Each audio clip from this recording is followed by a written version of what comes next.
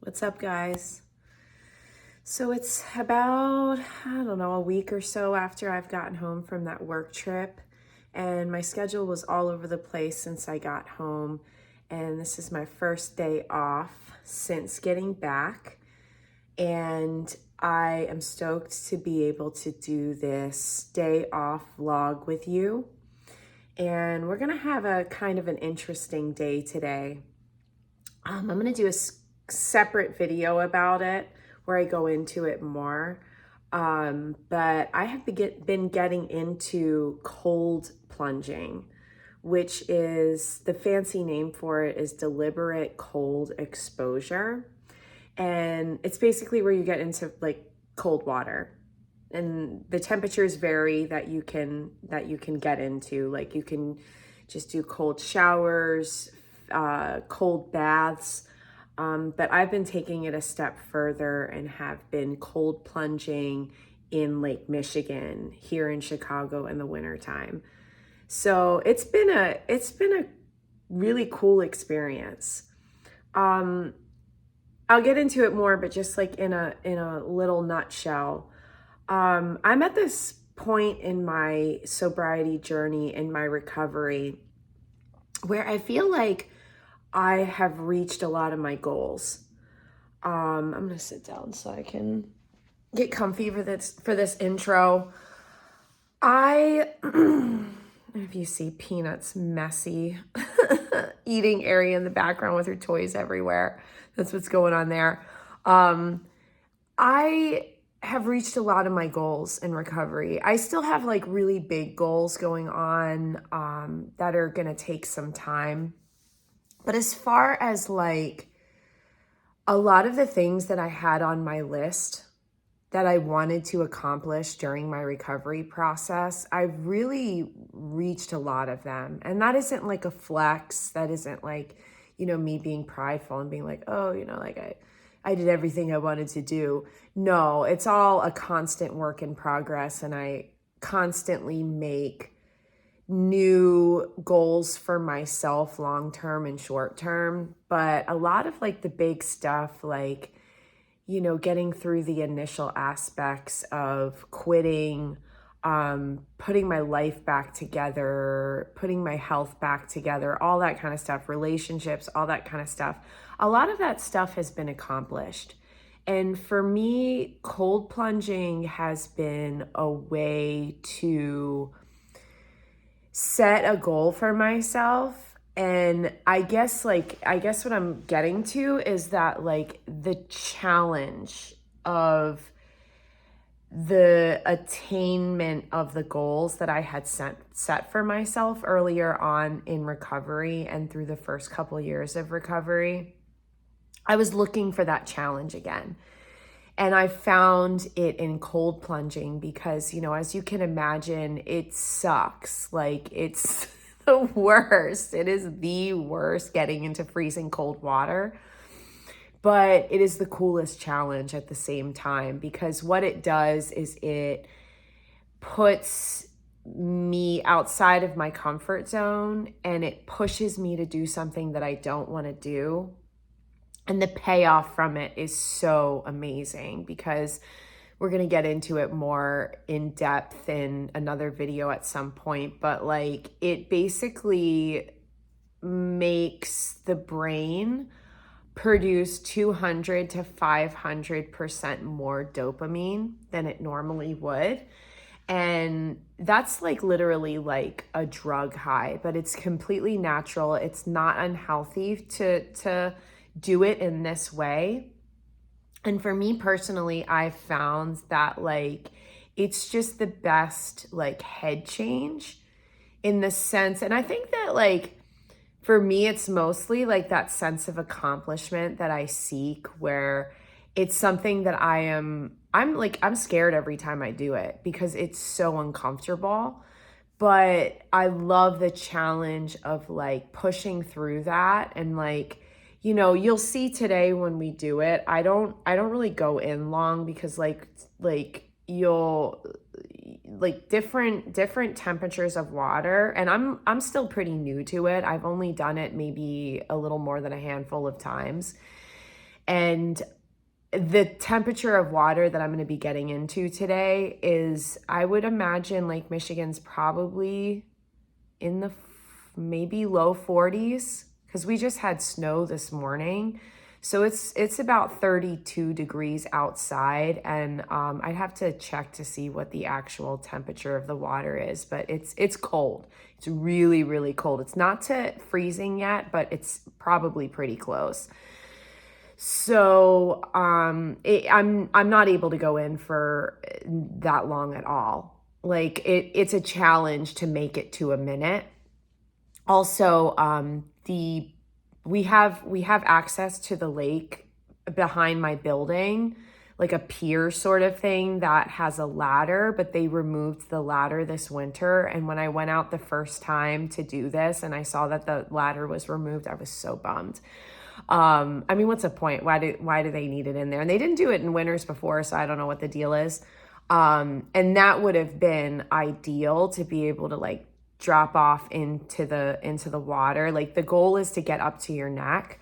But now I go to the beaches that are close to my house. And so the water is really shallow too. So like and it's so much harder to like walk in and my feet feel how cold it is. And then, to get to the depth where I can go in up to my neck. It makes it a little bit more challenging that way. And by the time that I get into the depth that I need to, like my feet are already freezing. So I've made it, I think a little over a minute at most, but it's not about the amount of time that you really stay in there. I've found for me to have the benefits. So that's just a little spiel about my whole cold plunging thing. You may have heard too in the recovery community, especially the Kratom recovery community, the Wim Hof method is really like pumped, that at least when I was in touch with the quitting Kratom subreddit.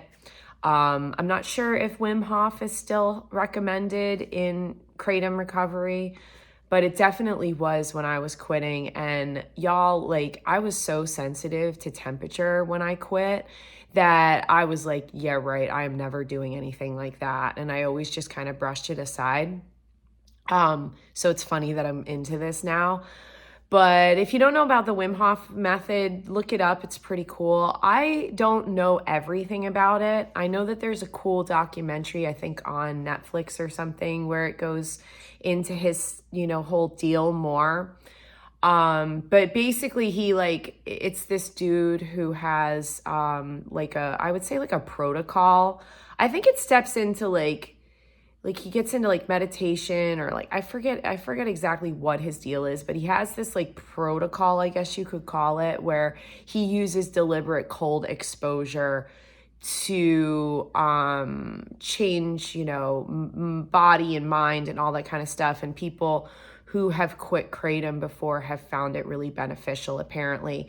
And I could see why now, because this whole like dopamine connection, that's one of the biggest struggles coming off of Kratom, especially us long-term Kratom users, us high-dose Kratom users, where we have issues with our whole dopamine system in our brains. And so the deliberate cold exposure / Wim Hof method stuff is a way of literally like, taking back control of that system in our brains. And I never tried it when I was in the beginning of my recovery, but I could imagine that it would be extremely beneficial because we're not dealing with a lot of dopamine production in our brains.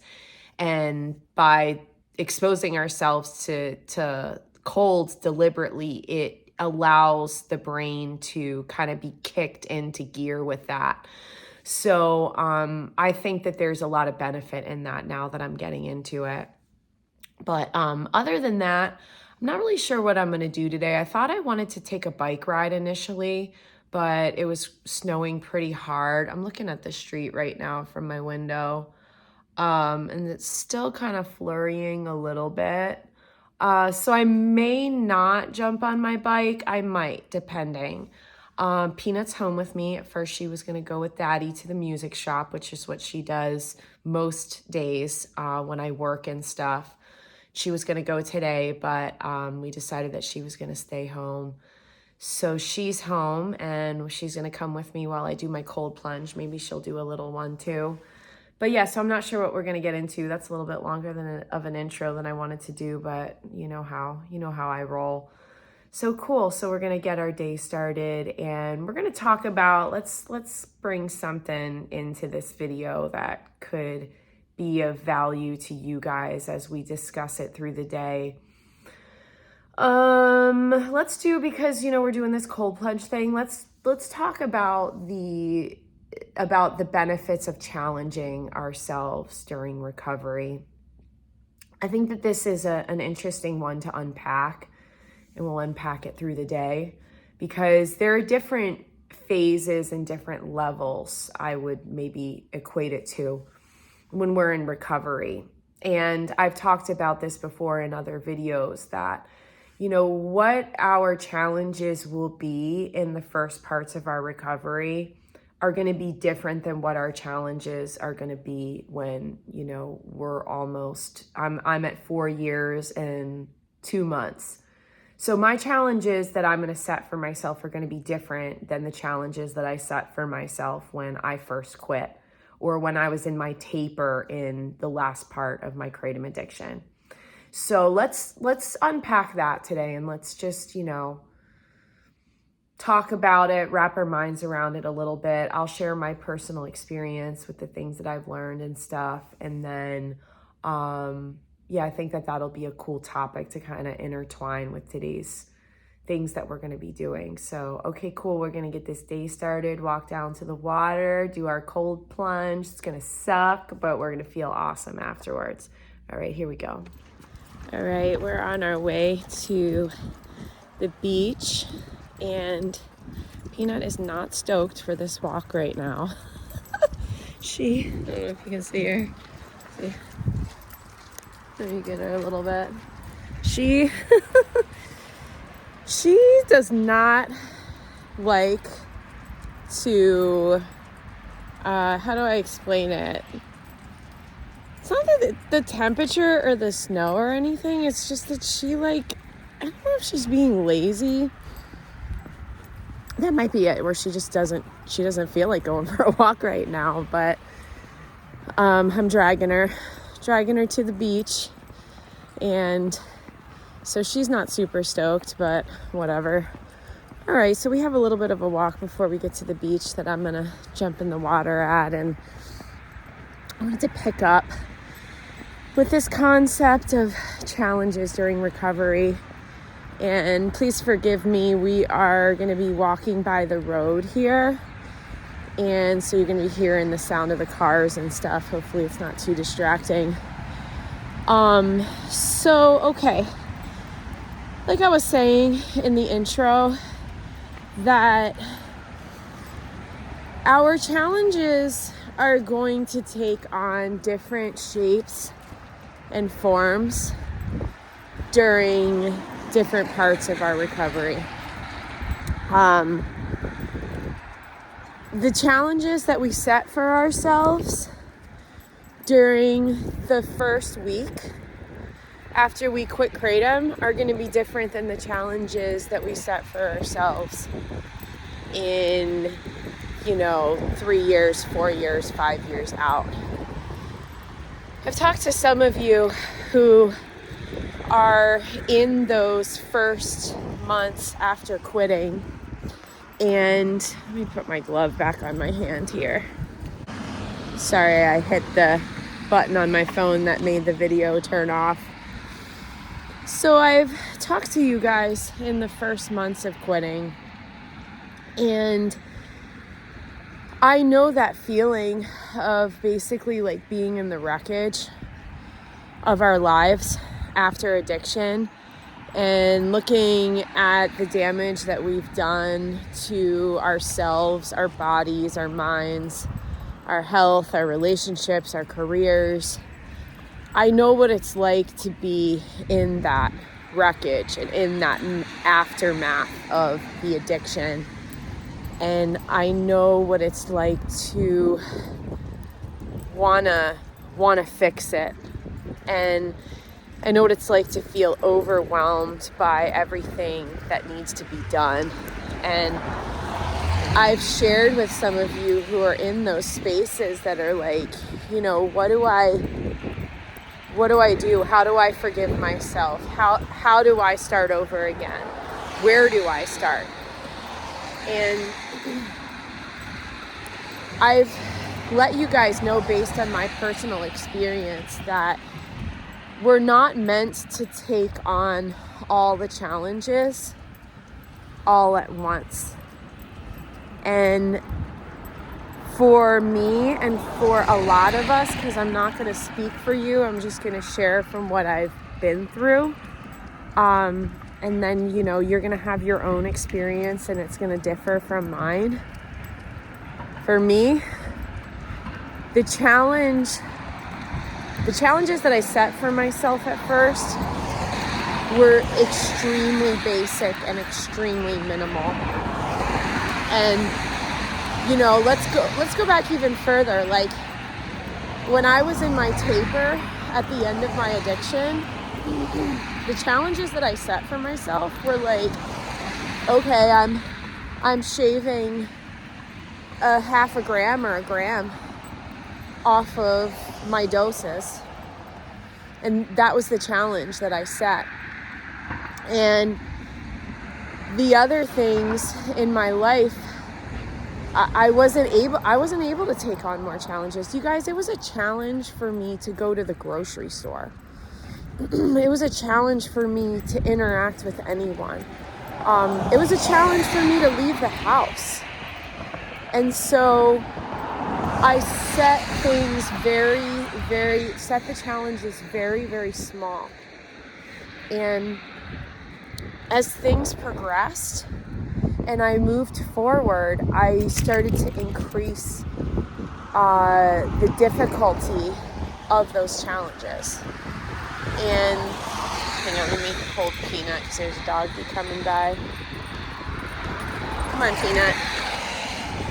And so at first it was very simple. Like I said, like, you know, my full focus too, through my taper and through my first initial quit, that was my focus.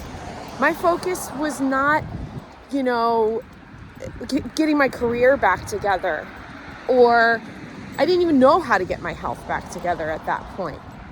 So I wasn't able to focus on any of those like broader spectrum challenges. It was all about just getting through moment to moment. And a lot of times it was a big challenge to just get to the next moment. And you probably know how that feels if you're either still in addiction or you're in the first parts of your quitting process. So I really want to emphasize that like the challenges that we set for ourselves, they have to be realistic, because what can happen too is if we set too big a challenge for ourselves and we're not able to accomplish that, given whatever the circumstances are, wherever we're at in our recovery, that can be a really big bummer. And for some people, it can be like, you know, enough to be like, well, what's the use? I can't fix anything. I can't accomplish anything. Might as well use again. You know, that was never an option for me, but I could see how it would be that way for other people. So I'm getting like blasted in the eyeballs with snowflakes. So I want you to know that. I want you to know that if you're in the first probably 6 months after quitting Kratom, taking on huge challenges is not going to be the best idea. It's all about very small things.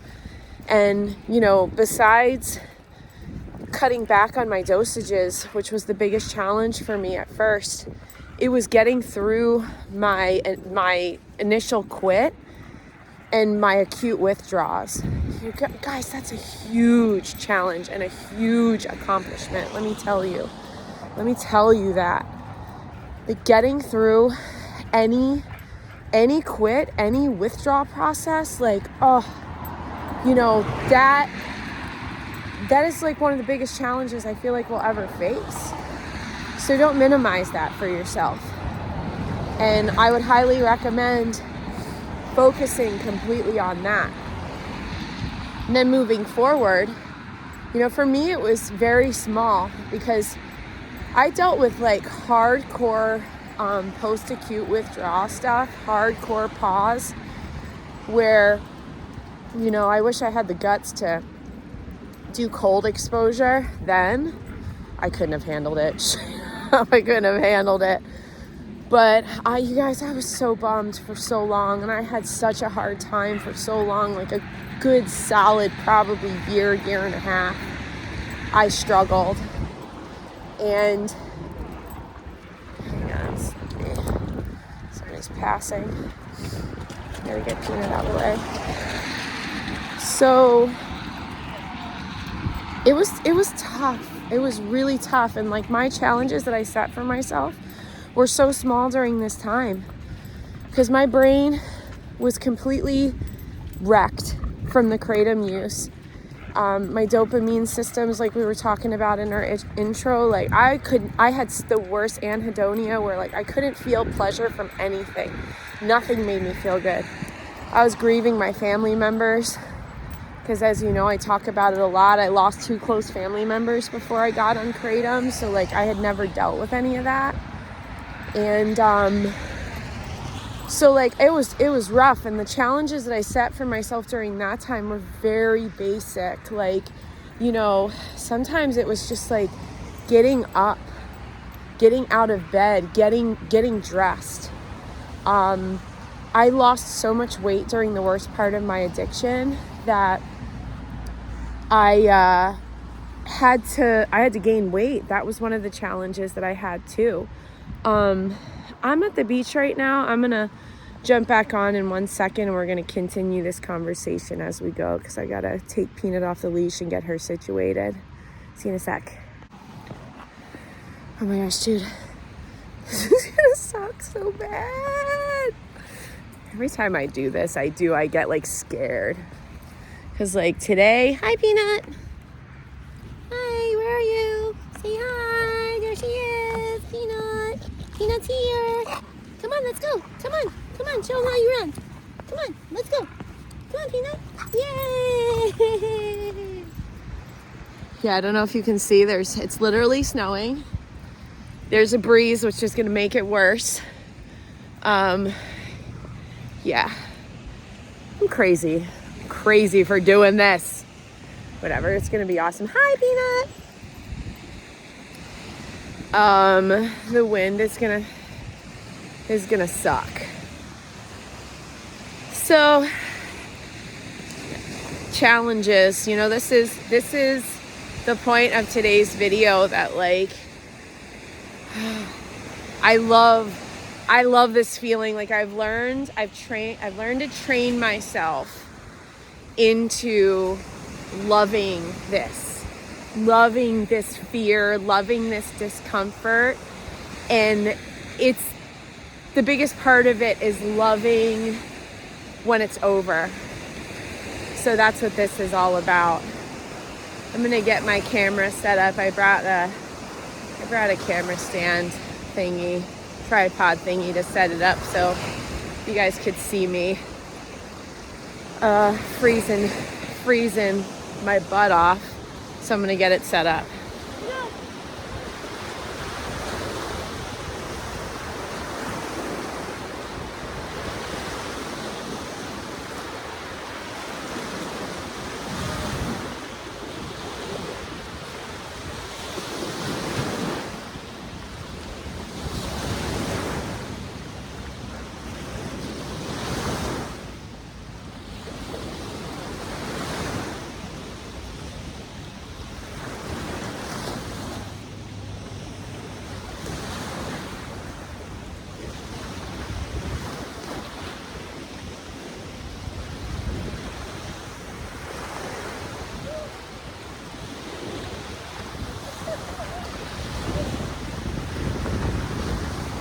Oh my gosh, that was cold. Oh, it's the best. I'm telling you guys, it's the best. best feeling. I don't know how to describe it. It's like, honestly, I think it is a high. I genuinely think that it's a high. But like the best natural high that you'll ever have. I've never been a runner. But I would imagine, and I mean, it's the few times that I did run, and I get that whole like runner's high thing. Sorry, I'm putting on my gloves right now, so that's why it looks all wonky. Yeah, it feels like I'm alive, if that makes sense. It feels exhilarating, and it feels like every part of my body and mind is like alive and awake. And come on, Peanut. Come on, Peanut. Come on. Come on, Peanut. Let's go. She's so cute. She did not know what to do. I think she was concerned for me. Come on, baby girl. I think she was like concerned for me because I got out of the water. Come on, where you want to go? You want to go home? You want to go get a puppuccino? Let's go. Come on, Peanut. Let's go. Whoa. She was so cute. I got out of the water and she was like, come on, Peanut. She was like guarding me. So I don't know if she was like scared for me or something. Maybe she was just like, oh my gosh, what's this crazy human doing? Yeah, man, it's the best feeling. And strangely, I've noticed the colder that the water is, the easier kind of that it is. Like, I went in there, I think it was like in the 40s, and it felt a lot worse than it did today, that's for sure. Come on, Peanut. So, yeah, man, that was crazy. My hands and my feet are completely numb. Okay, Peanut, let's go. Let me put her on her leash and then we'll continue our conversation about challenges. Ugh. Hang on. I'm going to pause it for a second because this leash is tough. It's funny. I was just walking up from the beach and a guy was walking by, I guess on the sidewalk up from the water here, and he's like, did you see that person swimming? I was like, it was me. And so I talked to him a little bit about, I'm sure he thought I was out of my mind, but I'm like, yeah, I do it for health benefits. And I plugged a podcast that, you guys know if you've ever come across me talking about like neurochemistry and like dopamine detoxes and all that kind of stuff. I probably have plugged, I know I've plugged the Andrew Huberman podcast that is on YouTube here, and then it's just on like podcast platforms and stuff too. But he did a really cool in-depth, like almost 3-hour long podcast about the benefits of deliberate cold exposure. And I really loved learning about things from that, as I've loved learning about things from his podcast otherwise. And so I was just kind of talking to this dude for a second. There is like a little polar bear club thing that goes on once a year here, but I'm sure I'm not the only person in this whole city that does this. But yeah, I know it's definitely unusual. And dude was like, are you okay? So anyways, okay, let's get back to business. Let's get back to talking about challenges. I'm going to cover my fingers up that were not in my gloves because of pushing the button on the camera. Okay. So as we progress forward in our recovery, our challenges can become bigger.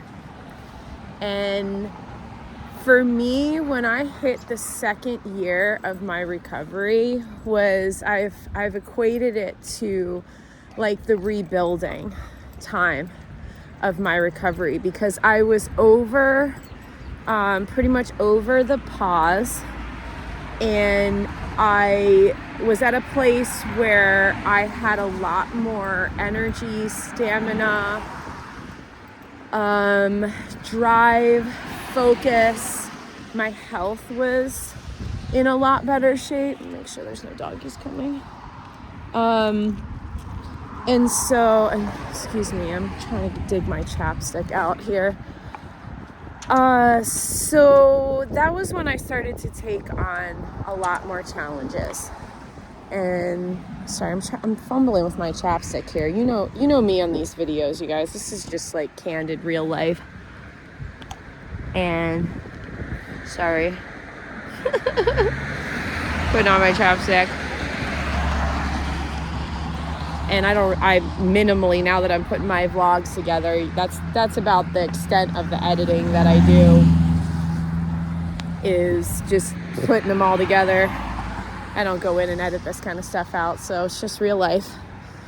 No big whoop. So in the second year, I really started to take on more. And I took this chance of feeling a lot better and having my health be a lot better, and my stamina and my focus and everything being so much better than it was before in my addiction, that I used the chance to set a lot of different challenges for myself. And through this rebuilding, it was a way of, I found that I had let a lot of things go during my addiction, and that I needed to basically rebuild what had been let go of, what had been let go and not kept up on when I was in the depths of my addiction for those 3 years. So for example, I had developed, which I've since gotten over, a pretty hardcore dental phobia, and I've talked about this before. And I needed to go and get a complete overhaul of my dental health addressed, because I had let it go for so long.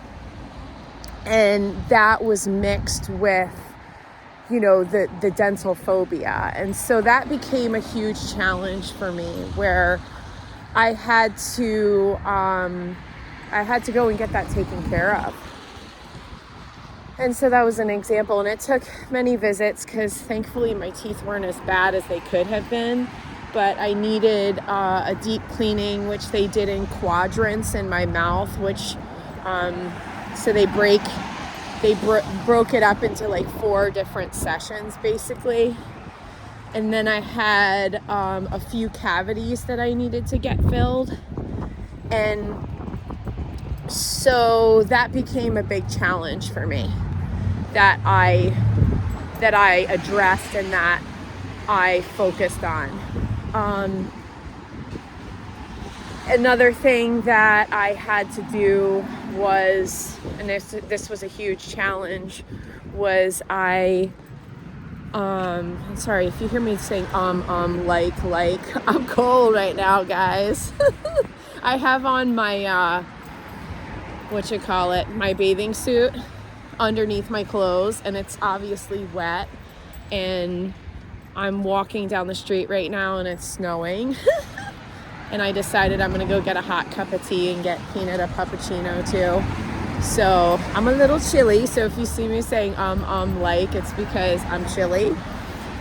So one of the challenges that I took on in this second year was that, if you know about this, if you know about when you're in a long-term kratom addiction, there's a lot of I've joked around about it with my friend, and we call it chipmunking, where I would I'm sure you guys remember those scares where they were talking about kratom getting scheduled, and so that I would freak out when I would hear that there was a chance that it was going to get scheduled, and I would buy 3 or 6 kilos at a time because I was just, a freaking kratom junkie.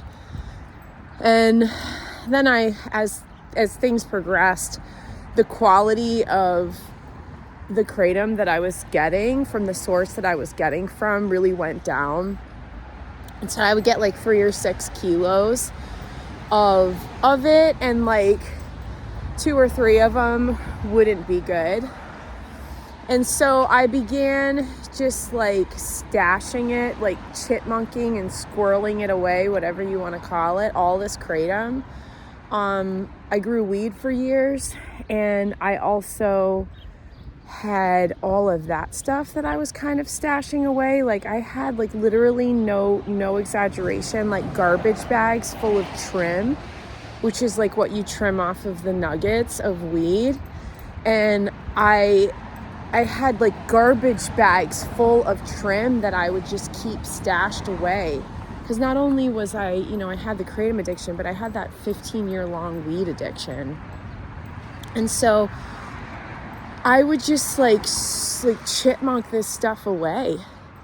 And I had to, one of the challenges that I set for myself when I got into it was probably sooner than the second year, probably at the 1.5 year mark, I had to clean out my whole house. And I had stuff like, you guys, I wish I would have taken pictures of it, because I probably threw away, I don't even freaking know, man, like 5-6 kilos of kratom. Garbage bags, like 4 garbage bags full of weed trim and old bongs that were caked up with resin and like all of this crap. And it took so long. It took me like literally, it was like a week-long process of like cleaning this stuff out. And so that was a challenge that I set for myself. And what is another challenge? My health. That was gaining weight. You guys, that was a huge challenge. And hang on, there's a dog that's off leash, so I'm going to pause this for a second so I can keep her to, oh, it's an old timer. He's cute. So I'll jump back on here one sec. Yeah, man. Oh, gosh, I just realized, too, I don't need to take my glove off because I can just push the button on the side of my phone and it starts recording, thankfully. Because I was, like, keeping my thumb outside of my glove and, like, it's, like, hurting. It's so cold. Yeah, man. So, like, I lost all this weight. I was, like, barely 100 pounds. Probably, like, in the low 90s when I was at my worst. And that was a challenge that I set for myself, where I needed to gain weight. And it took a long time. And I had to, over the course of time, come on, Peanut. Come on, let's go. I know you don't. Let's go get some tea.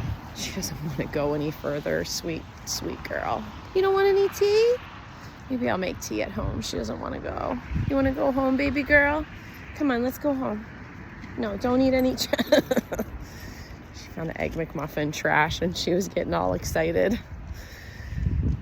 Yeah, man, it took a while to gain that weight back, and that was a serious challenge for me. So like the challenge of setting regular meal times and eating, more than once a day and having it be healthy food, that was a challenge that I set for myself.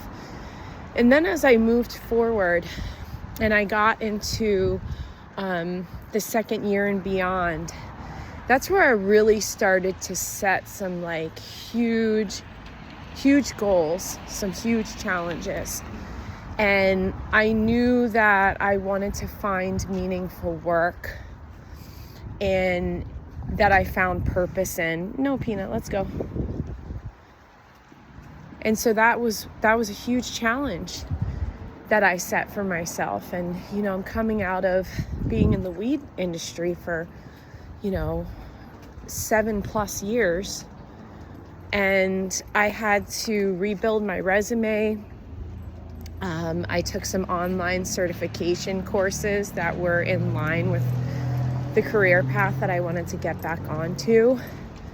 And so And I focused on that for the year before I actually even applied to my job. And so that was something as well that it was huge. But now I'm in this place where I'm 4 years in, basically, and I've accomplished all of this stuff. And that's, like I was saying originally, oh, she hears a doggy crying in there. I know. That was like a big reason why I wanted to get into cold plunging, like I was saying, was that like, and this is a very it's a very tactile, like it's like, you know, I feel this. I feel the challenge of not wanting to do this and then, you know, going into the water. I feel that cold. I feel this cold afterwards. And it's exhilarating, and to be able to like create these kind of challenges has been really important for me. Like I said, I have some other big stuff that I'm working on that I'm not going to get into right now. Where are you going? Okay, let's go. Let's cross here. And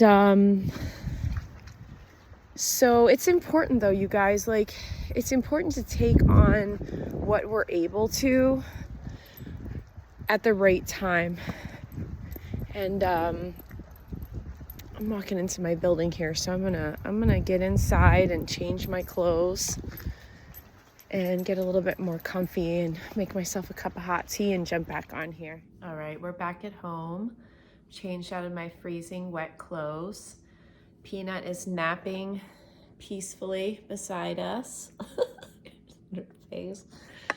And so I wanna just wrap up this vlog. It's probably going to be a shorter one in comparison to our others, but I want to discuss in closing with this concept about challenges in recovery. I want to talk about like the most amazing part of this, and that is the feeling of accomplishment. At least that's how it is for me. It may be different for you. But the whole point of challenges are to push us outside of our comfort zone. And in addiction, if you hear Peanut snoring beside us, I hope you don't mind. In addiction, our comfort zone becomes smaller and smaller. We, through the progressive narrowing, as I often refer to it as, through the progressive narrowing of our focus, thus in turn, our comfort zone is progressively narrowed into oftentimes being in one space, and oftentimes that the only comfort that we end up receiving in the worst of our addiction is from the substance itself, is from kratom or whatever substance it may be. So in that, I feel like there's so much taken away from us. There's so much opportunity. There's so much joy. There's so much feelings of accomplishment that are stolen from us through this process. And what happens when we're in recovery and we start to move forward in recovery is we're able to, through the setting of challenges for ourselves and then doing them and pushing ourselves outside of our comfort zone and making ourselves uncomfortable and scaring ourselves and doing things that we don't want to do, what happens is that afterwards, the reward of that feeling of accomplishment is one of the best things for me in recovery. There's a lot of really amazing things, but this is definitely one of the best ones. And I've learned, and this is the reason why I'm doing this whole crazy cold plunge adventure challenge for myself. I've learned that the things that seemed like they were the biggest challenges to me, I learned that as I did them, that they just became normal. So as I've moved forward in this just about 4 years of recovery, I have, with things that were completely overwhelming while I was in my addiction and I was in the beginning parts of my recovery, I have made those things normal in my life. And then I don't even think about them anymore. And then it's not a challenge anymore, you know? For example, I work in a natural food store. It's a big grocery store, basically. Sorry, I'm getting comfy here.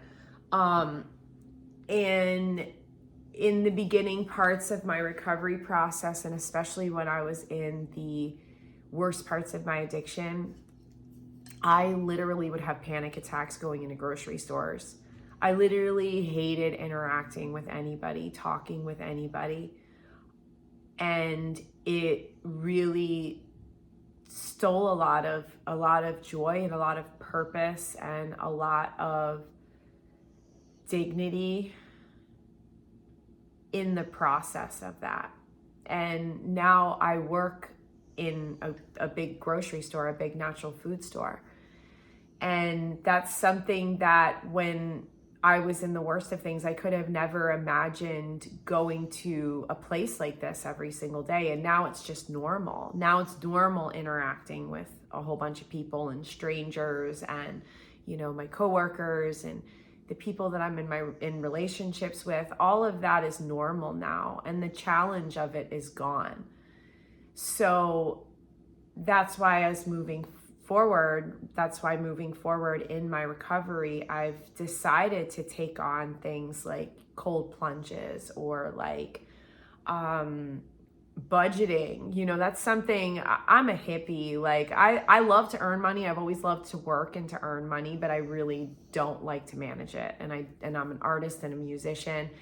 So numbers are not my forte. Like I'm very kind of, what's the right way to describe it? I'm kind of like a free spirit when it comes to finances in a way. And I obviously don't believe in like karma. I don't believe in that. I believe in it in a different way. I believe in it as like what goes around comes around. And I look at money that way, where like I used to actually, you know, I'm going to get into the challenge that I've set for myself recently, but I've always been very just like, you know, I'm extremely generous, and I'm not doing that to flex or to like, you know, be prideful. It's just my nature to give. I've always loved to give. And that's really played into my finances, where I just give, you know. And through this recent challenge that I've been setting for myself of really trying to get right with my finances, as far as budgeting, as far as, you know, keeping track of what I'm earning and what I'm spending. And it's been an awesome challenge, and it's a perfect example of how at first, and I'm still in the very uncomfortable phase, because like I said, like I love earning money, but as far as like managing it and budgeting it, I don't like to do that. I don't like to look at numbers. I don't like to scrutinize when and how I spend my money. And I'm a simple girl. Like I don't really spend a lot of money on things, but you know, I don't like to like have to pay attention to that. And so that's something that I've really been challenging myself with. I've challenged myself in fitness, where again, I'm a hippie, like, you know, I'm not into gyms. It's just not really my thing, but like any sort of structured, like working out and fitness has never been my thing. I've always been really active in my life. And so I've never ever like wanted to put any structure to being active and fitness in general. And that's been something that's been a huge challenge, and I've found huge rewards with in recovery. Is, again, like I tried going to a gym. It doesn't really resonate with me. And I find that I can work out just as easily at home.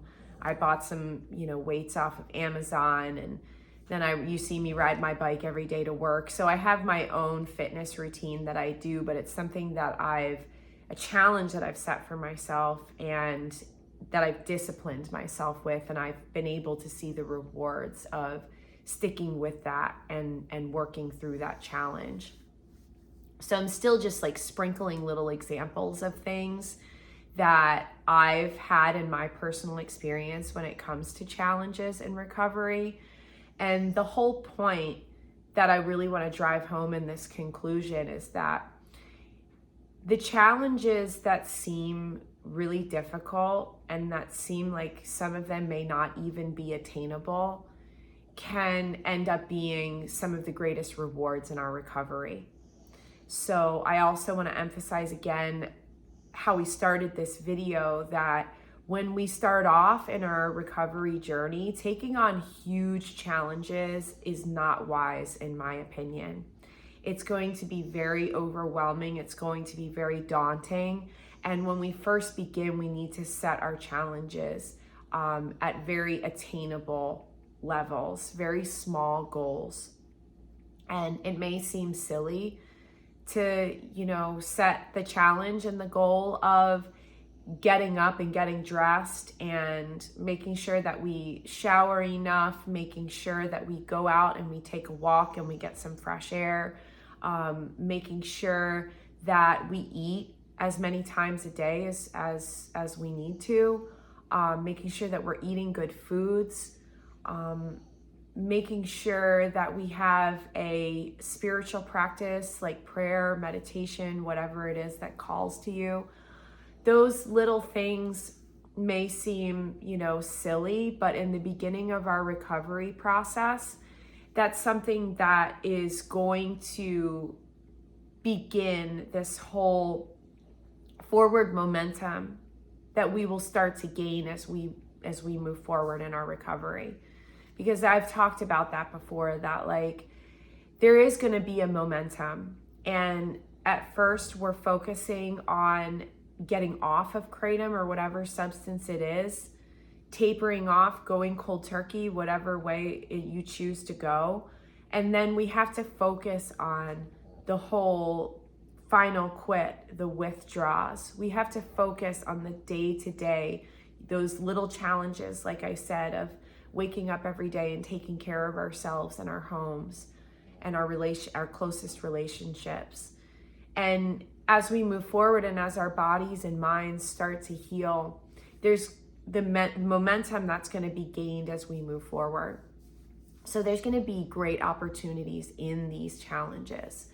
And that's the point of this topic that we're focusing on today, that what seems really hard and uncomfortable, and what seems like a challenge, is going to end up being a great reward for us. And then, like I was explaining, it's just going to end up where it's just normal. It's normal to do these things that challenge us.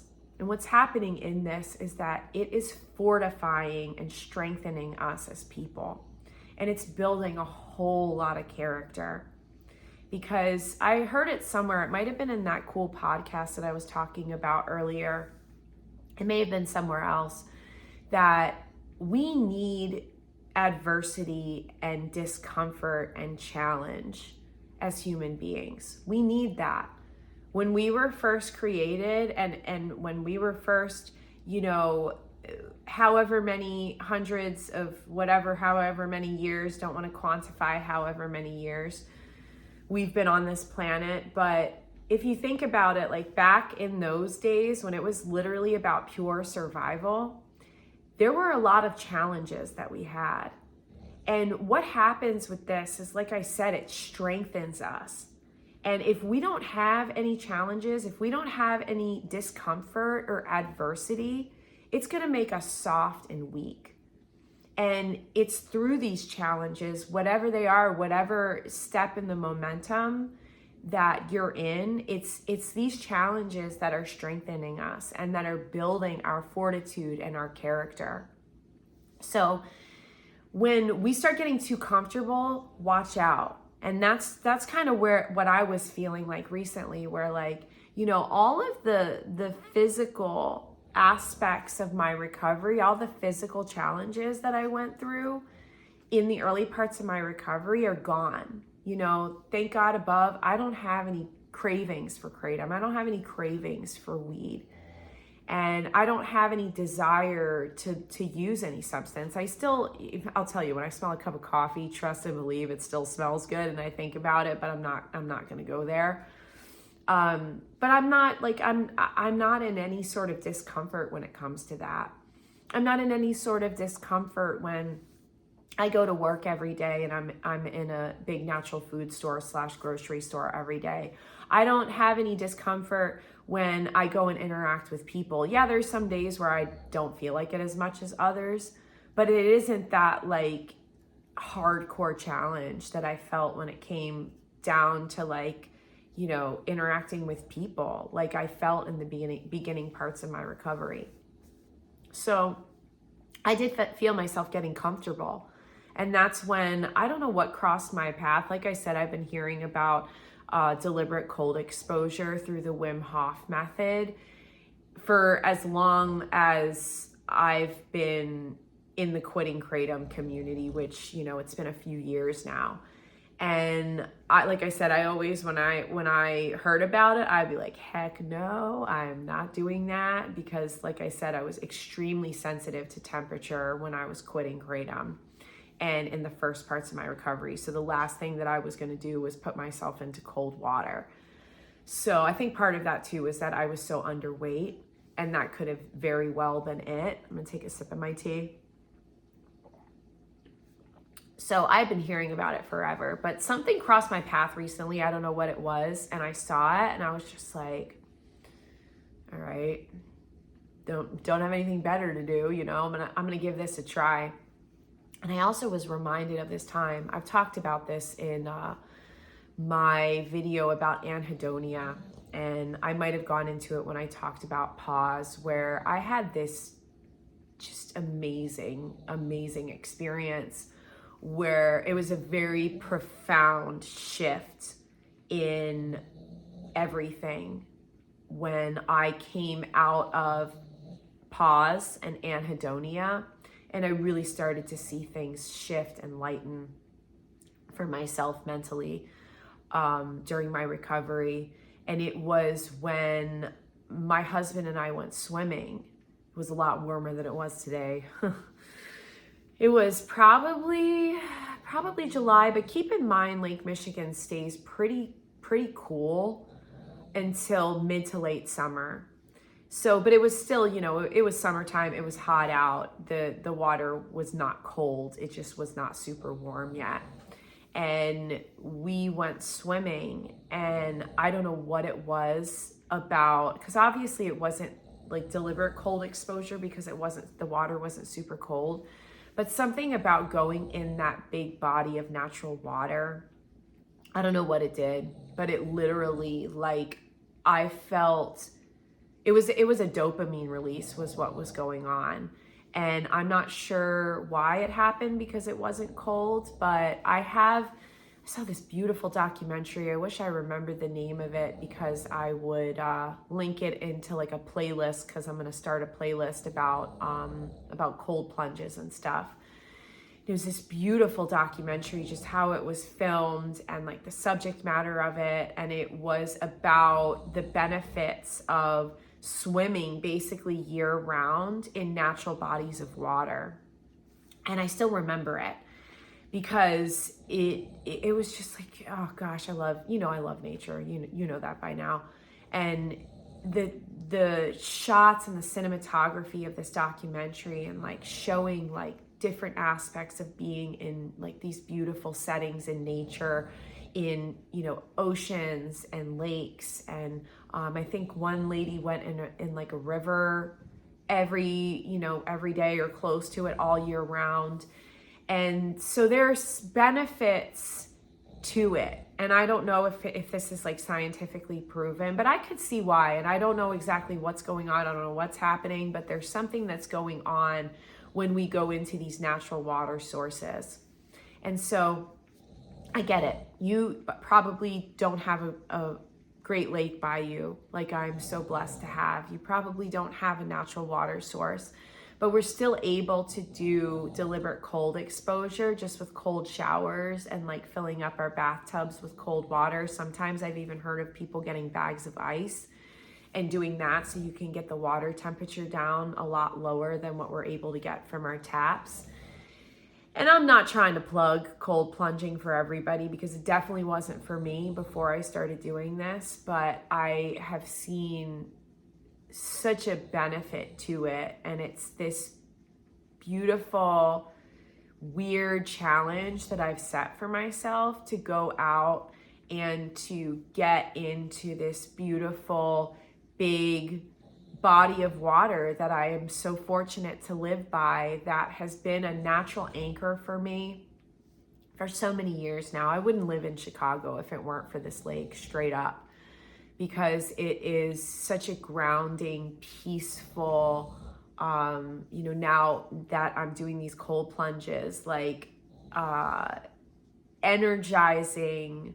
Like I said, when I got out of the water, you heard me say, like, I feel alive. There's something about getting into super cold natural water that it like makes me feel alive. And I'm just so grateful. I had waves of gratitude and just happiness wash over me when my paws lifted when I went swimming that one time a couple years ago. And it's like I feel that way now when I do these cold plunges, that I'm just so grateful to be alive, and I'm so grateful to be free from addiction, and I'm so grateful to have what I have and to have earned it too, because you guys see my life, you see where I live, you see little parts about like what I do for work, and my cute doggy who's snoring next to me, and I talk about my relationships and my life, but all of this is earned. All of this, there has been great sacrifice made in attaining this, and I'm just so grateful for it. Is life perfect? No. Will it ever be? No. But I'm just so grateful for what I have, and I'm so grateful that I don't need to wake up and drink swamp water every day. So I'm not sure how long this vlog is going to be. This is a long outro. We had a long intro, and yeah, it's just a simple day, you guys. Simple day, being a weirdo, jumping in Lake Michigan during a snowstorm on New Year's Eve. I haven't mentioned it's New Year's Eve, but I'm just stoked. I'm stoked that you guys are here. I'm stoked that we have this little community going, and that we can all come to this space together. This is our space. This is not my channel. This is our channel. And I'm so glad that you're here. And I look forward to where this new year is gonna bring all of us. And please know that even if you're still using Kratom, like, you're welcome here. You're welcome to come and hang out with us. And so with that, Happy New Year to everyone. And thanks for being here, and I will see you next year. Okay, bye.